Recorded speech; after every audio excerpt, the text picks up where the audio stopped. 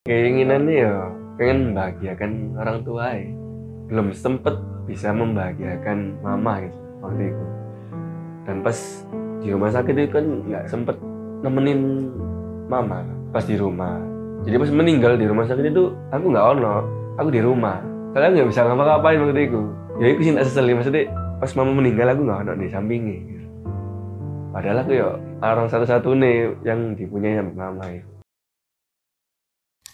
Perkenalkan, nama saya Muhammad Kenny Pratama. Kesibukan saya sekarang bekerja sebagai buruh di sebuah toko. Berarti namanya sebenarnya Mas Kenny. Iya, Kenny. Kenapa mau dipanggil Om Kenny? Panggilan dari kecil, Berarti Om dari orang tua ya. Yongen. Yongen. Yongen itu panggil dari kecil. Kan orang Ambon itu suka manggil anak kecilnya laki-laki itu apa nama panggil kesayangan. Oh. Itu Yongen. Yongen. Berarti Mas Yongen ini aslinya dari Ambon? Enggak, mama yang dari Ambon. Oh, Mama. Iya. Bapak orang sini. Papa orang Jakarta. Oh, Jakarta. Berarti dulu Mas Yongen ini lahirnya di Surabaya atau di Ambon? Di Jakarta. Oh, di Jakarta. Besar di Surabaya. Terus kemudian waktu pindah ke Surabaya itu Mas Yongen di usia berapa? Pas masih kecil, Masih kecil? masih bayi ya. Di Patriot ini ikut program kolektif KIPANG sama belajar ngaji. Ngaji Quran. Iya, ngaji Quran. Ini Mas Yongen ini katanya aktif di skena underground ya. Sejak tahun kapan Mas ikut atau aktif di skena underground itu? Kalau skena sih dari tahun 2009. 2009. Itu baru usia ikut Mas skena. Yongen usia berapa itu? Itu masih kelas 3 SMA, kalau nggak 2 SMA, lupa. Tapi saat ini masih aktif atau enggak? Sekarang sayanya sendiri masih aktif, cuman kalau skenanya udah nggak aktif sih. Soalnya banyak yang apa udah berkeluarga kan. Oh, Jadi udah punya kesibukan sendiri, nggak pernah ngumpul. Mungkin mereka ngumpul pas waktu ada acara-acara aja sih. katanya punya band nih. Iya. Iya. Punya band. Iya, saya punya band yang bergenre grunge. Alasan saya memilih grunge karena udah nyaman aja waktu dikenalin sama teman-teman. Ya udah sampai sekarang akhirnya masih nyaman sama grunge. Artis yang diidolakan dari grunge itu sendiri apa? Siapa? Banyak sih, cuman lebih suka Kurt Cobain sama Daniel John dari Silverchair. Tadi kenal dunia underground dulu dari mana Mas? Kalau kenalnya dari musik sih, pas dengerin musik kayak musik punk, musik metal, musik grunge. Tapi nyamannya di grunge. Namanya di grunge, ya sering lihat-lihat acara metal punk dulu sebelum kenal grunge. Cuman pas nyamannya ya pas kenal grunge, akhirnya masuk skena terus bikin band itu. Terus kalau menurut Mas Yongen skena underground yang sekarang sama yang dulu itu perbedaannya apa sih? Perbedaannya ya sekarang nggak sekeras dulu sih anak-anaknya. Jadi lebih banyak anak-anak muda sekarang. Maksudnya nggak sebanyak dulu ya. Maksudnya dulu kan kalau yang mental-mentalnya kuat aja, yang bisa nongkrong ke skena-skena yang kumpul karena sama orang-orang tua, kalau apa digojloki gitu masih nongkrong terus. Dulu kan seperti itu orang-orang. Kalau sekarang mungkin sudah banyak anak muda, jadi apa? Banyak regenerasi lah yang ada di skena. Cuman kalau di grunge sendiri udah nggak ada regenerasinya sih.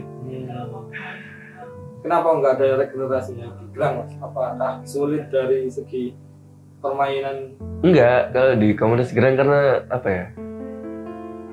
Mungkin dulu saya yang terakhir di komunitas grunge yang paling muda ya. Maksudnya setelah itu nggak ada lagi. Sebenarnya kan kalau kita mau ngajak-ngajak anak-anak muda kan harus dari ngedoktrin anak-anak sekolah dulu, berarti ikut nongkrong. Nah itu udah nggak Bisa. bukan nggak bisa, apa? Nggak ada kenalan gitu loh. Oh. Jadi kan waktu dulu nongkrong itu banyak apa ya? anak-anak itu yang nggak sefrekuensi sama underground gitu loh. Jadi masih banyak suka yang pop-popan. Jadi ya nggak seberapa banyak sampai apa kayak sekarang gitu kan. Kalau sekarang kan kita lihat-lihat itu di acara-acara kan, banyak anak-anak muda ya. Nggak kayak dulu anak-anak sekolah juga banyak sekarang. Tapi anak muda yang sekarang lebih suka genre apa ya? Dari ini Ya di dalam skena itu kebanyakan anak-anak muda yang sekarang itu senangnya di genre apa? Underground kah, punk kah? Punk kah? Kalau Hardcore? yang aku lihat ya hardcore sekarang yang lagi booming-boomingnya, yang lagi banyak-banyak masanya ya, anak-anak mudanya. Terus punk juga sekarang banyak. Terus anak-anak regenerasi juga mulai banyak bikin acara. Kalau ngeband itu kalau nggak make itu nggak enak. Nggak pede. Bukan nggak pede, kayak bukan aku.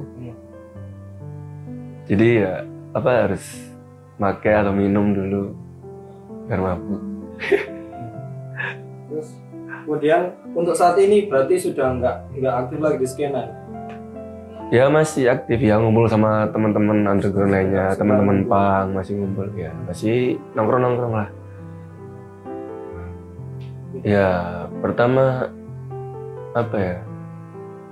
udah umur segini juga, terus mau sampai kapan gitu loh, lihat teman-teman banyak yang nggak ada, banyak yang udah meninggal, terus banyak yang masuk penjara juga. Terus ya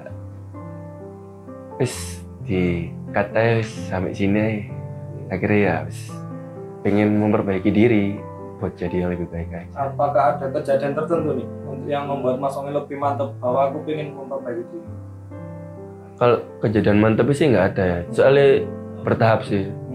Dari soal kayak pakai narkoba itu berhentinya itu kan susah. Maksudnya harus menghindari teman-teman rumah yang paling bahaya sih.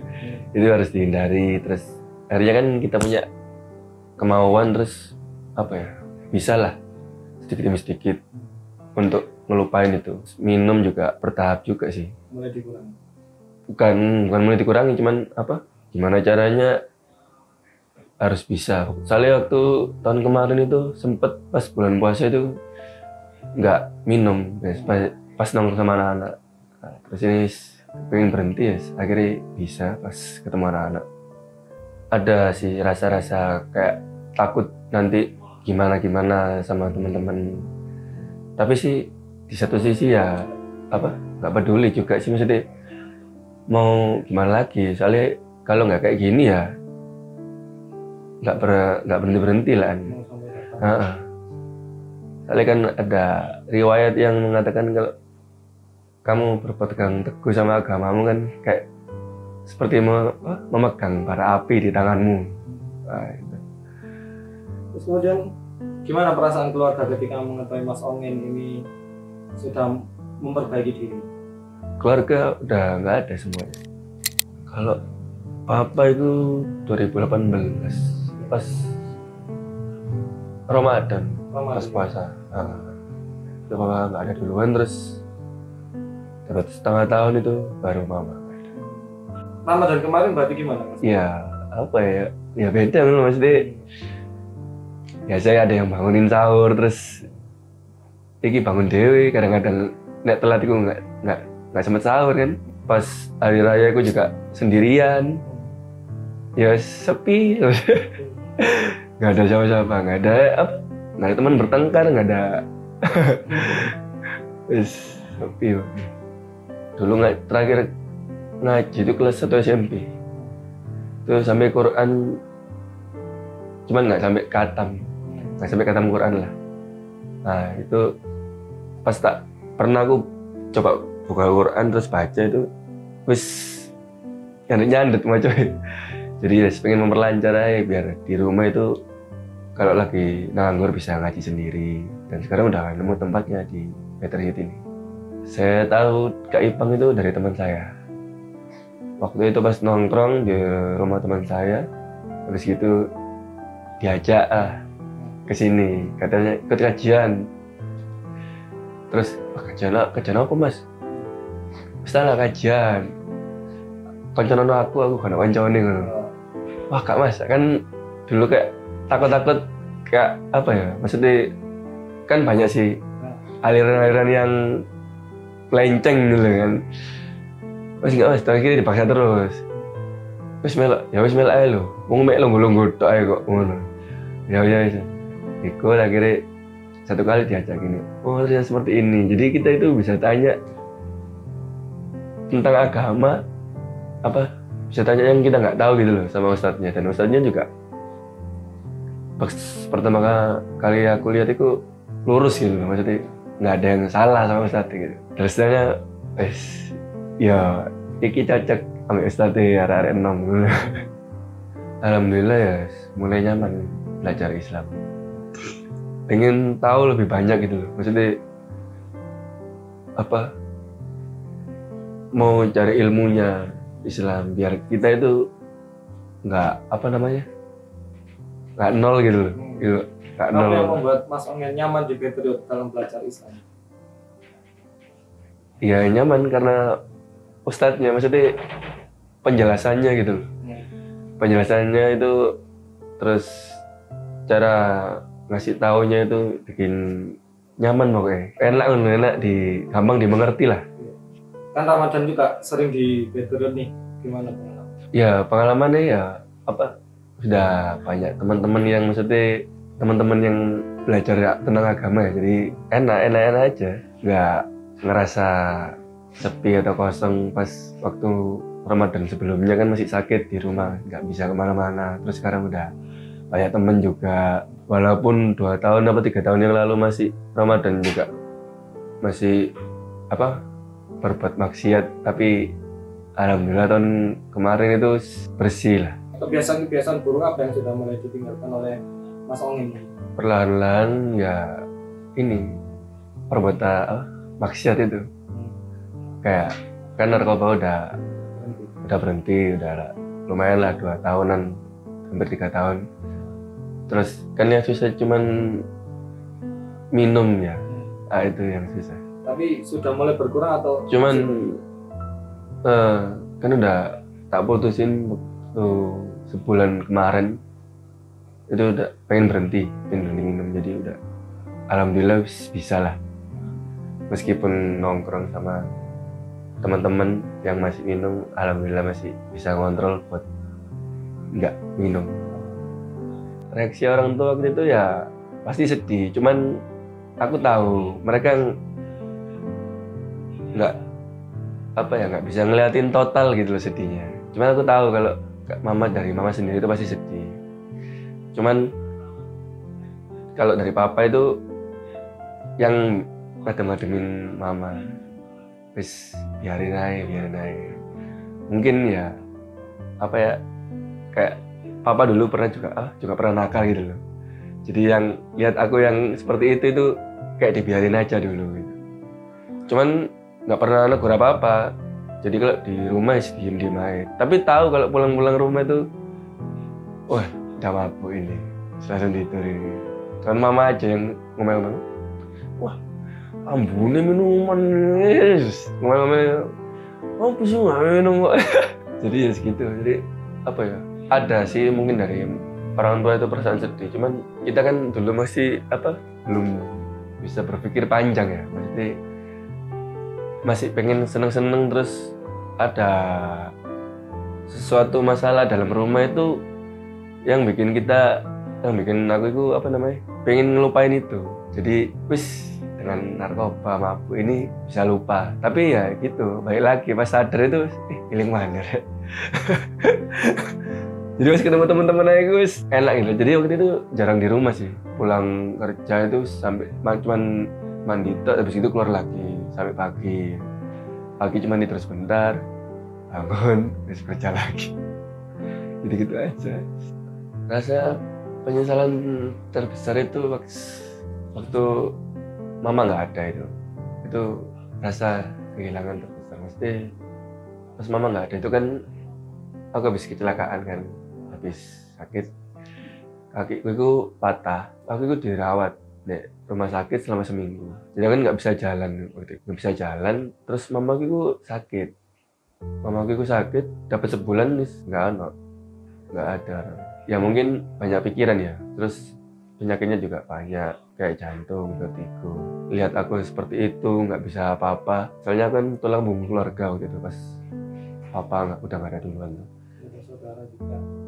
Saudara ada, cuman ya waktu lihat aku kecelakaan, saudara-saudara ya, saudara dari mama ya, yang di sini ya cukup tahu aja gitu. Maksudnya, oh ini kayak gini, oh kayak gini. Terus gitu toh. Yang masih bantu adik-adiknya papa yang ada di Jakarta itu masih bantu.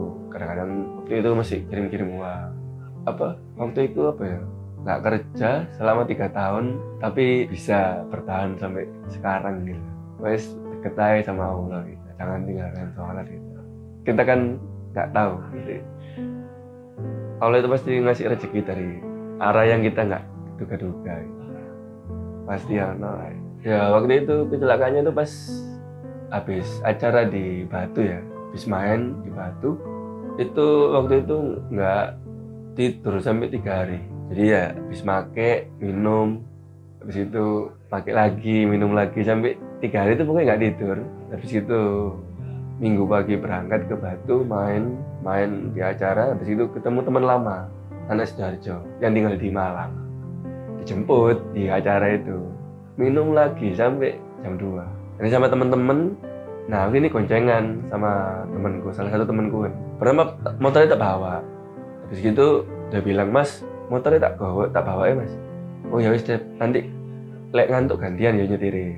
Soalnya kita kan terus 3 hari nggak tidur. Ya Mas, gampang. Enggak, kalau ngantuk nanti tak minggir dulu di pom bensin. Nah di situ jalan sebentar, pas nyampe di lampu merah Singosari kalau nggak salah. Iya, lampu merah Singosari itu dia bilang gini, "Mas, anak-anak ditinggal dah." Apa Dad? Enggak, aku tidak nutut soalnya aku masuk kerja jam 6 katanya gitu.